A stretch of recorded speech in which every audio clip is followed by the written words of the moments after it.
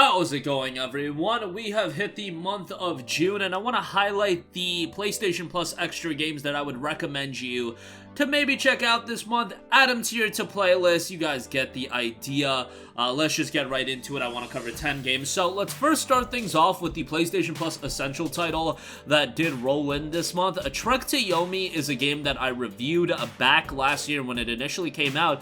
Had a great time with it. The real issue with the game was that it was incredibly short. You know, even if it's a budget title, you know, when you're talking about a game that is as short as Trek to Yomi, even if it does have a little bit of replayability, you could legitimately beat this game in one sitting easily. You know, but now that it's a part of a subscription service, I feel like it is a game that a lot of people should check out because from an aesthetic standpoint, it is gorgeous. The black and white look for the game really works. The gameplay isn't anything blow away, but it's fine. It can be a little challenging at times, but overall had a good time with Trek to Yomi. And you know, with today's gaming climate, with like 80 billion, you know, 40+ hour games, sometimes it is nice to go into a shorter game, and as it is just a part of a subscription service, I think now's as good of a time as ever to play Trek to Yomi. Next up, obviously, Guardians of the Galaxy, the movie trilogy, just wrapped up, but there's a little game called Guardians of the Galaxy that's available on PlayStation Plus Extra. Unfortunately, from a commercial standpoint, it seemed like this game didn't kill it from a sales standpoint. However, the game itself, Eidos Montreal did a tremendous job with this game, and going into this game, I had no attachment to Guardians of the Galaxy. I'm not a gigantic Marvel guy, but coming out of this game, man, I love the characters in this game. I think the Guardians themselves, their interactions with one another are great, and it does have its comedy, but it also has its serious moments as well. I just think the game is such a well-rounded game, and I know some people were upset that you primarily play as Star-Lord and you just utilize the other characters' abilities and whatnot, but I still think from a gameplay standpoint, it's fairly good, but the narrative really shines here. And you know, if you finished up watching the movie trilogy and you have yet to check out the game, do yourself a favor and play it. Next up, a JRPG, Neo The World Ends With You is available on Plus Extra, and it's a game that still goes for a hefty price point. Now, this is a game with a tremendous soundtrack, and I actually think the gameplay style, while it's not going to be for everyone, I do think it's so unique, and the people that do like it will really like it. Obviously, technically speaking, it's got a good art style, but it's not like a blow-away game from a graphical standpoint. It was released on the Nintendo Switch as well.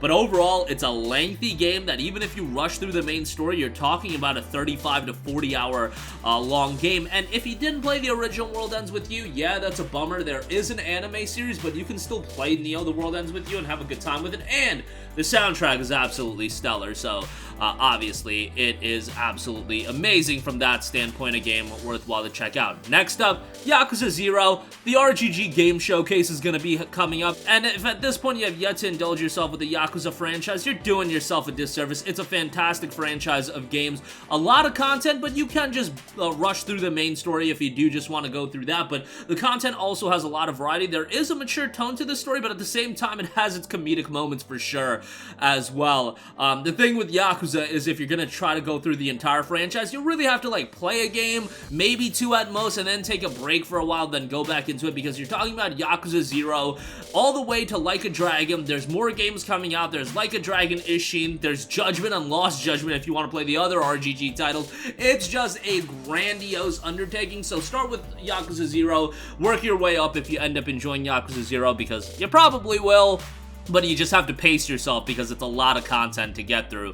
Next up, we did cover a couple games that are a little bit lengthier, but Child of Light is a game that I highly recommend you to play. You know, I feel like a lot of people crap on Ubisoft these days because they put out a lot of similar titles, and a lot of their games are really going for, you know, monetization and everything like that. Child of Light represents something a little bit more authentic and true to itself. It's a really charming RPG, a coming-of-age story with a fantastic art style, and I strongly recommend you to play the game. I had a great time with it. Not super lengthy, but from a visual standpoint, it's fantastic. Soundtrack is good, and it's just got a lot of soul to it. It got a great reception, all things considered, and you know, as a part of Plus Extra, I definitely would give it a look. Next up, I want to give a mention to Stray. Now, Stray came out back in July of 2022.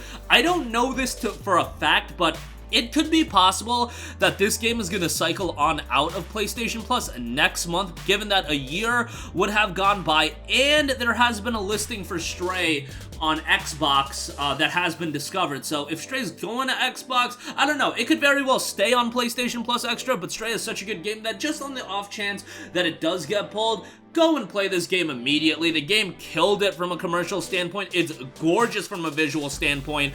And, you know, it's light on the gameplay. It's not blow away in that regard, but it's a really, really solid game that I think if you just want a game where you can kick back and have a good time with it, it's a good one for sure. Not super lengthy, but you can get in, have a great time, and then move on to the next title. Next up, Assassin's Creed Syndicate. Always give Syndicate a shout. I feel like this game, underperforming commercially, really left me into the state I am in my relationship with the Assassin's Creed franchise, because after Syndicate, we got Origins, which Origins, Odyssey, Valhalla, those games, I know a lot of people love them, but for me, the Assassin's Creed titles of old with Syndicate as the last one is really where it's at for me. I thought Syndicate was a really good game, man. I think the traversal was done really well. The story, yeah, maybe it's not some of the best Assassin's Creed storytelling. I still thought it was fairly decent. The gameplay is that true Assassin's Creed gameplay that I really enjoyed, and, you know, as a part of Plus Extra, and given that this game finally got fixed on PlayStation 5, it's not upgraded for PS5, it's just the game was completely broken on PS5 and unplayable. You still play with the PS4 performance, but it works now, so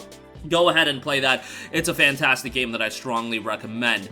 Next up, Slay the Spire. This is a game that really caught me off guard, and I initially played it right when it came out of early access on PC. I actually got it right at the tail end of the early access period, but when I really put time into it was after the early access period. It's a great game. It's a combination of card games and a roguelike, and obviously that style of game has been done a lot at this point, but Slay the Spire was one of the first ones that I checked out, and it was a really, really well done game. And when you initially play it, you're like, okay, this game is fairly simple, but then you realize there's an incredible amount of depth into how you handle each specific run. Give it a play. Try it out for 30 to 45 minutes, and I'm pretty sure it's gonna end up hooking you, and you'll be investing quite a lot of time into it. Like, I know people that have invested hundreds of hours into Slay the Spire, and while I haven't gone that far with the game, I did invest a lot of time into it, and I had a great time with it. You know, it's not like you even have to be a fan of card games, just the way it's handled is really, really well done, and obviously requires quite a bit of strategy, but overall, a great title there. Also want to give a mention to Ghostrunner, which is a precision-based platforming action game. It's a really, really well done game, and I want to give this a mention because, of course, we did have the announcement of Ghostrunner 2, which should be shaping up to be really good. This game had an interesting story, but I really found it good from a gameplay standpoint. Now, it is rage-inducing at times, and if you're not ready to fail, you might not enjoy Ghostrunner as much, but the thing about Ghostrunner they do really well is even if you fail, it gets you right back into the thick of things, and you're doing another run really quickly. So the way they handle it is really engaging, and it keeps you playing for lengthy periods of time, and it's a well done game. I was really into the platforming elements of the game. I think that was really well done. Some shortcomings here and there, but overall a game that I really enjoyed. Great soundtrack here as well, so definitely another game to check out. And then lastly, I do want to give a shout to Tetris Effect Connected. Awesome music rhythm game. It's a Tetris gameplay you know and love, but the presentation and the aesthetics to Tetris Effect is just a 10 out of 10. Let's say 11 out of 10 because Tetris Effect is unmatched in that regard. And the gameplay fundamentals are still working as good as ever, and you have it on PlayStation Plus Extra. It's a game that you can easily get in. You don't have to take it too seriously, and if you want to just have it as one of those games that you can go back to at any point in time, Tetris Effect can really be that. So it's a strong addition to the Plus Extra library, and the fact that it's there means you should probably check it out. It's a really, really well done title, and it's a Tetris game. Like, I never grew up as a big Tetris fan. Obviously, I'd played it, but Tetris Effect is accessible to anyone, whether you've played Tetris or not. But that is gonna do it for me. Again, Plus Extra continuing to amass quite the vast library of games, and this is really the tip of the iceberg. Hopefully, when we get the monthly rollout from June, it'll be of high quality, but that'll do it for me. Sound off with all of your thoughts in the comment section down below. Thank you for watching, and goodbye.